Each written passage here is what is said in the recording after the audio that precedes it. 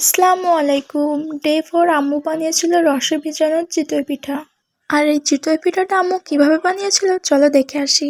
এত ফুলকোভাবে চিতই পিঠা বানানোর জন্য আম্মু এখানে নিয়েছিল চালের গুঁড়া, নারকেল কুড়ানো, লবণ এবং পরিমাণ মতো পানি। সবগুলো উপকরণ ভালো করে মিশিয়ে নিয়েছিল।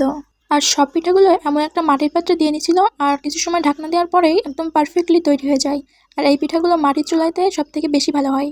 তো সেম প্রসেসে আম্মু সবগুলো পিঠা এখানে বানিয়ে নিয়েছিল, আর এখানে আগে থেকে রস জাল করে রাখছিল, ওর ভিতরে সব পিঠাগুলো দিয়ে দিচ্ছিল। এদিকে আমি কিছু শুকনো পিঠা খাচ্ছিলাম, আর একটা অনেক সুন্দর ফুলছে এবং ভিতরে যেমন জালি জালি হয় একদম পারফেক্টলি ভাবে তৈরি করছে আম্মু। আমার আম্মু খুব সুন্দর করে পিঠা বানাতে পারে, আর এগুলো খেতে অনেক মজা হয়। আর শীতের সময় পিঠা খাবো না, তাও আবার আম্মুর হাতে, এটা তো কখনো হতেই পারে না।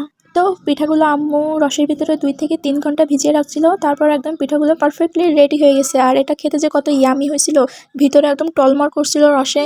আর এই শীতে তোমরা কে কে চিতই পিঠা খেয়েছো অবশ্যই কমেন্ট করে আমাকে জানাবা। আর ভিডিওটি ভালো লাগে থাকলে অবশ্যই লাইক কমেন্ট করবে, আর আমার পেজটি ফলো দিবা। আল্লাহ হাফেজ।